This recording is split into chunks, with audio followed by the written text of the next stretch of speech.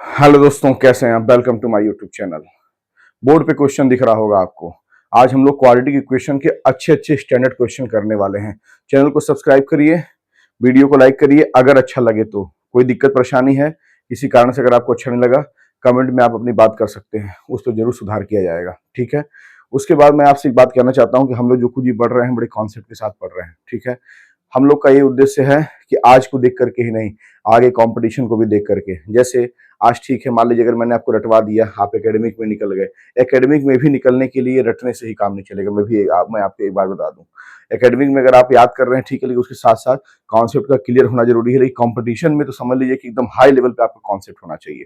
तो मैं आज आपका एकेडमिक देख रहा हूँ, तो आगे चल करके मैं आपका क्या देख रहा हूँ, कंपटीशन भी देख रहा हूँ। इसीलिए मैं आपको बड़े बारीकी से और एक एक चैप्टर पे मैक्सिमम वीडियो बनाने का मैं प्रयास कर रहा हूँ। ठीक है दोस्तों, तो चैनल को सब्सक्राइब करिए, जुड़िए।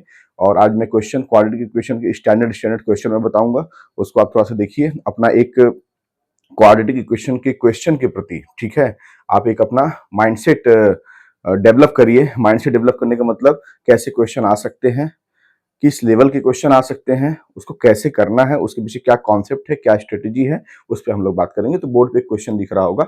इस क्वेश्चन को करने से पहले हम लोग को थोड़ा सा एक काम कर लेना चाहिए। कुछ हम लोग एक बार रिमाइंड कर लेते हैं, ठीक है ना, कुछ। ठीक है, मैं आपको एक बार रिमाइंड करा देता हूँ। कैसे, देखिए, ये बताइए हमारी आपकी क्या बात हुई थी। यही बात हुई थी कि ax² + bx + c = 0 क्या है, क्वाड्रेटिक इक्वेशन का स्टैंडर्ड फॉर्म है। ये भी बात हुई थी कि इसके दो रूट्स हो गए, एक हो गया अल्फा और एक हो गया बीटा। ये भी बात हुई थी कि अगर सम ऑफ द रूट्स की बात करेंगे तो अल्फा + बीटा = -b/a, और अगर प्रोडक्ट ऑफ द रूट्स की बात करेंगे तो क्या हो जाएगा, अल्फा × बीटा = क्या हो जाएगा, दैट इज c/a। ठीक है, ये आपकी हमारी बात हो चुकी है। उसके बाद अगर हम बात किए थे किसके बारे में, डिस्क्रिमिनेंट्स के बारे में। क्या था, b² - 4ac था। ग्रेटर देन 0 था तो रूट्स क्या थे, रियल थे, नॉन इक्वल थे। इक्वल टू 0 था तो रूट्स क्या थे, इक्वल थे, रियल थे। लेस देन 0 था, ठीक है, तो फिर क्या थे, that is a non real थे। तो ये सब बातें हमारी हो चुकी है। मैं आपको एक बार थोड़ा सा याद करवा दिया। अब आगे मैं क्वेश्चन को सॉल्व करूंगा। देखिए, क्वेश्चन ऊपर बोर्ड में दिया हुआ है, ये वर्ड प्रॉब्लम है। कैसा प्रॉब्लम है, वर्ड प्रॉब्लम है। तो इसको थोड़ा सा हम लोग सॉल्व करते हैं। ठीक है, क्वेश्चन क्या है, पढ़िएगा। लिखा है द न्यूमरेटर, क्या लिखा हुआ है, द क्वेश्चन क्या लिखा हुआ है, the numerator of a fraction is a 3 less than its denominator. बात यहाँ कहीं ना कहीं फ्रैक्शन की है। फ्रैक्शन में क्या होता है, न्यूमरेटर होता है और क्या होता है, डिनोमिनेटर होता है। यहाँ लिखा है the numerator of a fraction is 3 less than its denominator. मतलब जो न्यूमरेटर है वह डिनोमिनेटर से क्या है, 3 लेस देन है। लेकिन हमको डिनोमिनेटर नहीं पता, ठीक है, हमको नहीं पता। अच्छा, if 2 is added to both of its numerator and denominator, then the sum of the new fraction and original fraction is 29/20. Find the original fraction. मतलब हमको क्या निकालना है, फाइंड द ओरिजिनल फ्रैक्शन निकालना है। तो फाइंड द ओरिजिनल फ्रैक्शन का मतलब क्या है कि जैसे जैसे मान लीजिए आपको क्या निकालना है, ओरिजिनल फ्रैक्शन निकालना है। तो जाहिर सी बात है जो फ्रैक्शन होगा, तो फ्रैक्शन में होता क्या है, न्यूमरेटर होता है और अपॉन डिनोमिनेटर होता है। तो हम लिखेंगे, जैसे सॉल्व करेंगे तो सॉल्व में हम लिखेंगे, सॉल्यूशन में जब हम सॉल्व करेंगे, इसको थोड़ा कुछ पार्ट बना देते हैं, 1 2 ऐसे करके। ठीक है, कैसे करेंगे, हम लिखेंगे according to the question, according to the question. ठीक, देखिए क्वेश्चन क्या ही कह रहा है, the numerator of a fraction is 3 less than its denominator. तो हम एक काम करते हैं, मान लेते हैं लेट, डिनोमिनेटर तो पता है नहीं आपको, लेट डिनोमिनेटर इज x। आपने डिनोमिनेटर को कितना मान लिया, x मान लिया। तो जो न्यूमरेटर है वह डिनोमिनेटर से 3 लेस है। तो जाहिर सी बात है अगर डिनोमिनेटर x होगा तो जो उसका न्यूमरेटर होगा वह 3 लेस है। न्यूमरेटर कितना हो जाएगा, x - 3 हो जाएगा। क्या हो जाएगा, x - 3 हो गया। अब आपको क्या मिल गया, न्यूमरेटर मिल गया और आपको क्या मिल गया, डिनोमिनेटर मिल गया। तो आपका ओरिजिनल फ्रैक्शन क्या हो जाएगा, चूंकि हम जानते हैं, we know that since original fraction is equal to numerator upon denominator. तो न्यूमरेटर है कितना, दैट इज x माइनस 3, और डिनोमिनेटर कितना है आपका, दैट इज x। ये आपका ओरिजिनल फ्रैक्शन मिल गया। अब कहानी कहां तक हो गई, यहां तक हो गई। अब सेकंड केस क्या बोल रहा है, if 2 is added to both of its numerator and denominator, मतलब इस न्यूमरेटर में और इस डिनोमिनेटर में हम क्या कर दें, 2 ऐड कर दें, then the sum of the new fraction, तो जाहिर सी बात है, then the sum of the new fraction and the original fraction is a 29 upon 20, 29 upon 20। मुझे बताओ न्यूमरेटर और डिनोमिनेटर ये दिया हुआ है, ओरिजिनल फ्रैक्शन आपका दिया हुआ है। अब इसमें कह रहा है कि दोनों में अगर 2 ऐड कर दें तो जाहिर सी बात है क्या हो जाएगा, एक नया फ्रैक्शन बन जाएगा। तो एक काम करते हैं, लिख देते हैं अकॉर्डिंग टू द क्वेश्चन, ठीक है ना, adding two in original fraction. तो ओरिजिनल फ्रैक्शन क्या है, x माइनस 3 अपॉन x, और इसमें क्या जोड़ना है, न्यूमरेटर में भी 2 जोड़ना है और डिनोमिनेटर में भी 2 जोड़ना है। तो आपका क्या हो गया, एक नया फ्रैक्शन बन गया। चलिए एक नया फ्रैक्शन बन गया, ठीक है, एक नया फ्रैक्शन बन गया। This is the new fraction. क्या हो गया है, न्यू फ्रैक्शन। चलिए अब क्या कह रहा है the sum of the new fraction and original fraction. तो ओरिजिनल फ्रैक्शन कौन सा है, ए, सम फ्रैक्शन कौन सा, ए, तो इनका सम मतलब क्या हो जाएगा, तो इसको लिखेंगे ऐसे, x minus 3 plus 2 upon x plus 2, ये आपका क्या हो गया, new fraction, this is the new, and plus original कितना है, x माइनस 3 अपॉन x, ये क्या है आपका ओरिजिनल है, ये क्या है आपका ओरिजिनल है, इज इक्वल टू कितना हो जाता है, 29 अपॉन 20। तो लिखेंगे आप 29 अपॉन 20। अब बस इसी को सॉल्व कर दीजिएगा तो आपको बड़े आराम से x की वैल्यू मिल जाएगी, आपको न्यूमरेटर मिल जाएगा और डिनोमिनेटर मिल जाएगा, कहीं ना कहीं आपको ओरिजिनल फ्रैक्शन मिल जाएगा। तो चलिए सॉल्व करते हैं, आइए। हाँ तो लिखिए x माइनस 3 में से 2 गया 1, x माइनस 1, ठीक है, अपॉन ये कितना हो जाएगा, x plus 2 plus x minus 3 upon x is equal to 29 upon 20। चलिए x प्लस 2 का एलसीएम लेंगे, कितना आएगा, x प्लस 2 कैंसिल, x का ऊपर करेंगे कितना आएगा, x square minus x plus x cancel हो गया, फिर कितना आएगा, x कैंसिल हो गया, फिर कितना आएगा, ऊपर आ जाएगा x प्लस 2 और ब्रैकेट में आ जाएगा x माइनस 3 और इज इक्वल टू आ जाएगा 29 अपॉन 20।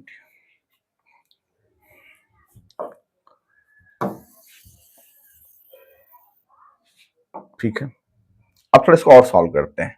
तो एक्स स्क्वायर माइनस एक्स है, तो लिखेंगे x square minus x plus, इसको ओपन करेंगे कितना हो जाएगा, ध्यान दीजिएगा, एक्स इंटू एक्स कितना हो जाएगा, x square, x into minus 3 तो माइनस 3x प्लस 2x और माइनस 6 अपान ये कितना हो जाएगा, x प्लस 2 और इज इक्वल टू 29 अपॉन 20।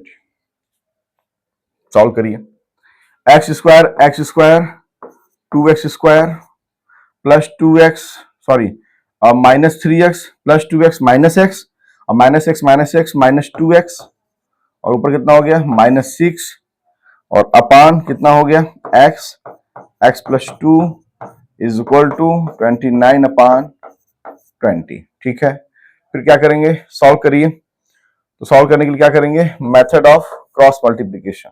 तो मेथड ऑफ क्रॉस मल्टीप्लिकेशन करेंगे तो 20 का इसमें हो जाएगा, तो क्या हो जाएगा, that is 22x square minus 2x minus 6 और यहां कितना हो जाएगा 29x इंटू एक्स मतलब एक्स स्क्वायर और प्लस 2x। इसको और सॉल्व करेंगे तो 22 जा 40x square minus 40x minus 120 और 29x स्क्वायर प्लस 58x, ये आपका हो गया। अब एक्स स्क्वायर का टर्म एक साइड कर लीजिए, तो 40x square minus 29x square और कितना हो जाएगा minus 40x minus 58x minus 120 is equal to 0। ठीक, 40 में से 29 गया, कितना आ जाएगा 11x² माइनस ये कितना हो जाएगा आपका 90, ठीक है, 8x minus 120 is equal to 0। ये आपके पास आ गया। ठीक है, तो कहीं ना कहीं आपको एक क्या करना है, x की वैल्यू यहां से मिल जाएगी। ये आपका क्या हो गया, कहीं ना कहीं क्वाड्रेटिक इक्वेशन हो गया। और क्वाड्रेटिक इक्वेशन हो गया तो आपको किसकी वैल्यू मिल जाएगी, x की वैल्यू मिल जाएगी। अब अगर मान लीजिए इस क्वाड्रेटिक इक्वेशन को अगर आप फैक्टराइजेशन से सॉल्व नहीं कर पा रहे हैं, फैक्टराइजेशन से सॉल्व नहीं कर पा रहे हैं, तो आप किसकी शरण में जाएंगे, श्रीधराचार्य प्रिंसिपल लगाएंगे। x की वैल्यू आपको मिलेगी और x की वैल्यू जब आपको मिल जाएगी तो उस वैल्यू को यहां और यहां आप रख देंगे तो आपको न्यूमरेटर बाय डिनोमिनेटर मिल जाएगा। और आपको निकालना क्या था, ओरिजिनल फ्रैक्शन निकालना था। आपको क्या निकालना था, ओरिजिनल फ्रैक्शन। तो देखिए यहां पर निकालना है आपको, ओरिजिनल फ्रैक्शन निकालना है। ठीक है, तो आप निकाल लेंगे। तो मुझे लगता है कि इतना मैंने अगर आपको बता दिया तो इसको फैक्टराइज करने में या श्रीधराचार्य प्रिंसिपल से x की वैल्यू निकालने में आपको कोई दिक्कत नहीं होना चाहिए। अगर बाय द वे अगर आप निकालने में कैपेबल नहीं हो पाएंगे, हालांकि ऐसा पॉसिबल नहीं है, तो आप कमेंट के माध्यम से मुझसे बात कर सकते हैं, तो आपको इसका आंसर मिल जाएगा। लेकिन मैं चाहता हूं कि अगर 90% मैं आपके लिए अगर वर्क कर दिया तो 10% आपको भी एफर्ट करना चाहिए। नहीं अगर आता है तो कमेंट में आप लिख के भेज दीजिए कि सर यहाँ नहीं हो पाया तो फिर मैं आपको बना करके भेज दूंगा या मैं आपको समझा दूंगा कि हाँ इसका कैसे क्या करना है। तो एक बार आप ट्राई करिएगा। ठीक है, दिस इज योर होमवर्क। चलिए एक क्वेश्चन देखिए क्या लिखा हुआ है ऊपर में। क्वेश्चन लिखा है कि if the product and the sum of the roots of the equation x square plus kx plus 6 is same then find the value of k। मतलब इसको क्या करना है, हमको सॉल्व करना है। तो सॉल्व करने में उसका एक सेंटेंस है कि product and the sum of the roots is same. तो पहले हम एक काम करते हैं ना, पहले हम इक्वेशन लिखते हैं। तो क्वाड्रेटिक इक्वेशन है क्या, ठीक है ना। तो दिया है गिवन दैट, क्या दिया है, गिवन दैट क्या दिया हुआ है, एक्स स्क्वायर प्लस के एक्स प्लस 6 इक्वल टू 0। ये आपका क्या दिया हुआ है, क्वाड्रेटिक इक्वेशन दिया हुआ है।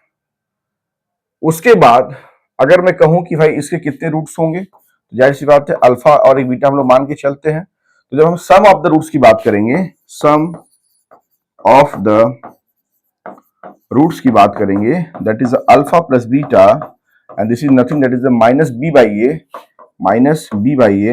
यहाँ बी कितना है के, तो माइनस के बाई ए कितना है 1, तो k by 1 that is minus के।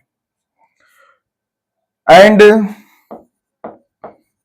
Product of the roots that is alpha into beta is equal to c by a and c is nothing that is a 6, a1 that is a 6। अब मैं नहीं कह रहा हूं, question कह रहा है कि according to the question, according to the question के अनुसार alpha plus beta, alpha into beta दोनों क्या है, सेम है। सेम मतलब इक्वल है, सेम मतलब इक्वल है। तो अल्फा प्लस बीटा मतलब सम ऑफ द रूट्स कितना है, minus k. Alpha into beta मतलब product of the roots that is 6। तो माइनस उधर से जाएगा तो कितना आ जाएगा, के इक्वल टू माइनस 6। इसी के की वैल्यू आपको निकालनी थी, दिस इज द के। तो क्वेश्चन को बहुत वैसे मान लीजिए क्वेश्चन दिया हुआ है, आप आराम से उसको पढ़िए। क्वेश्चन को पढ़ेंगे ही, जैसे जैसे क्वेश्चन कह रहा है वैसे वैसे आप करिए। आपके पास कॉन्सेप्ट है ही, तो आपको सॉल्व करने में कोई परेशानी होने वाली नहीं।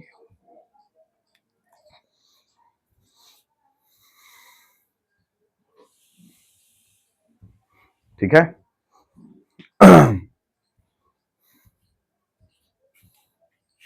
अब थोड़ा बात करते हैं। If the one root of the equation this is the 5 times of the second roots, then the find the roots. One root, तो जाहिर सी बात है कि किसी भी क्वाड्रेटिक इक्वेशन के दो रूट अल्फा और बीटा हम लोग मानते हैं। और आपको यहाँ पता है कि जो लिखेंगे हम गिवन दैट, क्या लिखेंगे, पहला सॉल्व ऐसे क्या जाता है, गिवन दैट। आपको दिया क्या हुआ है बताइए, 6x² दिया है, 9x दिया है, प्लस 4 दिया है, इज इक्वल टू 0 दिया है। ये आपका कहीं ना कहीं क्वाड्रेटिक इक्वेशन दिया है। ठीक है, इसके दो रूट्स हम क्या मान लेते हैं, एक को मानते हैं अल्फा और दूसरे को क्या मान लेते हैं, बीटा। तो वो कह रहा है one root of the equation is a 5 times of the second roots. ठीक है, वन रूट। तो एक काम कर लेते हैं कि एक रूट को हम क्या मान लेते हैं, ठीक है ना, एक रूट आप क्या मान लीजिए, अल्फा मान लीजिए। तो जो दूसरा रूट है, ध्यान दीजिएगा, वन रूट, या इसको आप ऐसे सॉल्व कर लीजिए, अल्फा और बीटा दो रूट्स हो गए आपके। ये क्या कह रहा है, वन रूट क्या है, 5 times of second root, second root. तो मान लेते हैं, जाहिर सी बात है, सेकेंड रूट हमारा क्या है, बीटा। तो वन रूट जो पहला रूट होगा वह अल्फा क्या हो जाएगा, इसका 5 टाइम, मतलब अल्फा इक्वल टू क्या मिल जाएगा हमको, 5 बीटा मिल जाएगा। आप समझ पाए होंगे मैं क्या कह रहा हूं। फिर कह रहा हूं one root 5 times of second root. Second root क्या है आपका, बीटा। सेकेंड रूट आप बीटा मान लिए, ठीक है। सेकेंड रूट आप क्या मान लिए, second root is beta, then according to the question alpha equal to 5 times of second root. तो अल्फा इक्वल टू कितना हो जाएगा, 5 बीटा, मतलब अल्फा की जगह क्या लिख सकते हैं, 5 बीटा। अब ये कह रहा है कि आपको फाइंड द रूट्स निकालने हैं, तो आप कुछ मत करिए, आपको पता है कि सम ऑफ द रूट्स क्या होता है, तो alpha plus beta equal to होता है, that is a minus B by A. यहां से क्या हो जाएगा, माइनस बी क्या है, 9, तो माइनस 9 बाई ए कितना हो जाएगा, दैट इज अ 6। ये अल्फा प्लस बीटा हो गया। और अल्फा प्लस बीटा, ठीक है। अब यहां देखिए, अल्फा की जगह हम क्या लिख सकते हैं, 5 बीटा, अब बीटा आपका है ही इक्वल टू माइनस 9 बाई 6। तो 5 बीटा 1 बीटा कितना हो जाएगा, 6 बीटा। तो ये आपको कितना हो गया, 6 beta is equal to minus 9 by 6। Solve करिए, 3 3 जा 9, 3 2 जा माइनस 3 बाई 2। तो 6 बीटा इक्वल टू आ गया माइनस 3 बाई 2। तो बीटा इक्वल टू आ जाएगा माइनस 3 बाई 2 इंटू 6, और 3 1 जा 3, 3 2 जा 6, 2 2 जा 4। तो बीटा इक्वल टू आ गया -1/4। तो जब बीटा की वैल्यू आपकी आ गई -1/4, तो अल्फा निकालने में आपको दिक्कत नहीं है, क्योंकि अल्फा इक्वल टू 5 बीटा है। तो 5 इंटू जो बीटा हो गया आपका -1/4, तो -1 into 5 -5/4। It means that alpha की वैल्यू -5/4 एंड बीटा की वैल्यू -1/4। आपने अल्फा और बीटा को निकाल लिया। क्या कर लिया, अल्फा और बीटा को निकाल लिया।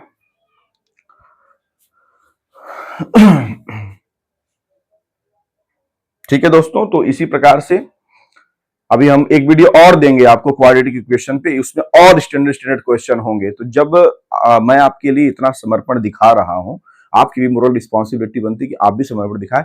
Please subscribe the channel, video को लाइक करिए। कोई दिक्कत बात हो, कोई परेशानी हो, कोई समस्या हो, कुछ कहना है, आप हमसे कह दीजिए कमेंट के माध्यम से।